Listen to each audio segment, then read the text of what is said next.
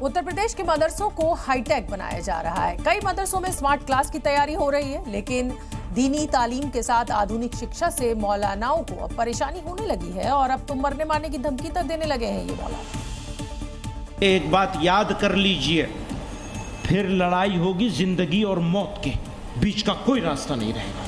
ये बेचैनी, ये धमकी सिर्फ इसलिए है क्योंकि योगी सरकार यूपी के मदरसों को हाईटेक करना चाहती है। मदरसों के बच्चों को आधुनिक शिक्षा देना चाहती है, लेकिन मौलानाओं को मुस्लिमों के बच्चे के लिए सिर्फ दीनी तालीम मायने रखती है, उसके अलावा कुछ नहीं। और इसी सनक में जमीयत उलेमाए हिंद के अध्यक्ष महमूद मदनी भड़काऊ बयान दे रहे हैं। सरकार फिर भी अगर खराब करना चाहे, दुश्मनी पर उतर आए, तो समझ लीजिए, एक बात याद कर लीजिए, फिर लड़ाई होगी जिंदगी और मौत के बीच का कोई रास्ता नहीं रहेगा। जब तक ये नहीं है तब तक हम भी बहाने ढूंढेंगे बचने के। दरअसल योगी सरकार यूपी के मदरसों को हाईटेक बना रही है। कुरान और कंप्यूटर के साथ साथ पढ़ाई होने वाली है।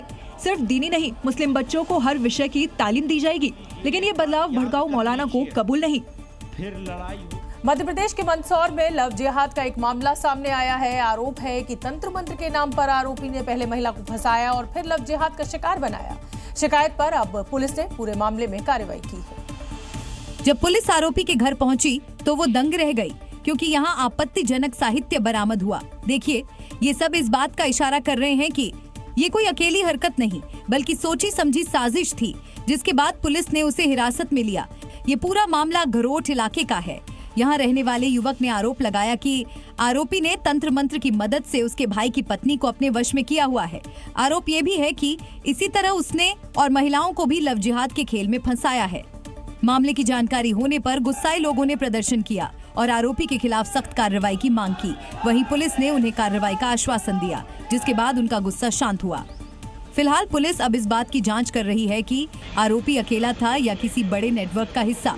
वहीं दूसरी ओर इसका भी पता लगाया जा रहा है कि उसने किस किस को अपना शिकार बनाया। आरोपी को अपने हिरासत में लेकर के पूछताछ की गई है, जिसने अपना अपराध स्वीकार किया है और अपराध में प्रयुक्त होने वाले लैपटॉप, प्रिंटर।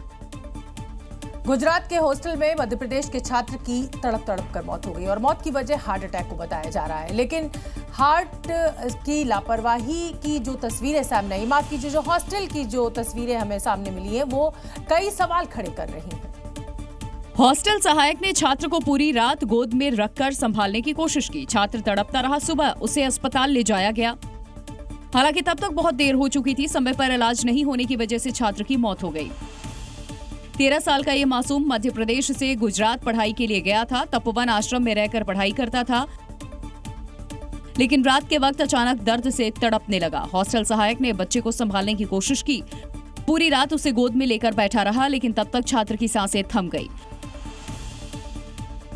हॉस्टल में एक बच्चे की इस तरह से मौत न सिर्फ दुखद है, बल्कि चिंता का भी विषय है। क्या संस्थान में मेडिकल इमरजेंसी से निपटने के लिए कोई इंतजाम नहीं थे?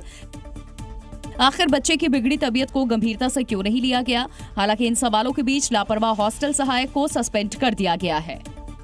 हार्ट अटैक कभी भी, कहीं भी और किसी को भी आ सकता है। ऐसे में दिल का दौरा पड़ने के लक्षण को समझना हर किसी के लिए बेहद जरूरी है। आपको भी समझना चाहिए।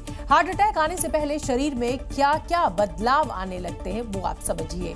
तो सबसे पहले सीने में दर्द या बेचैनी, रुक रुक कर दर्द होना, ये एक पहला सिम्टम है। कमजोरी आना, चक्कर आना या फिर बेहोशी सी महसूस होना, शरीर से अचानक ठंडा पसीना गिरने लगना, जबड़े, गर्दन और पीठ में दर्द हो या किसी भी तरीके की बेचैनी हो, एक या दोनों बाजुओं में असहनीय अगर दर्द हो तो भी हार्ट अटैक का सिम्टम है ये। सांस लेने में अगर परेशानी हो, सांस तेजी से आप हांफने लगे, चढ़ने लगे सांस, तो ये तमाम सिम्टम्स हार्ट अटैक आने के पहले के सिम्टम्स हैं। तो आपको सचेत हो जाना चाहिए।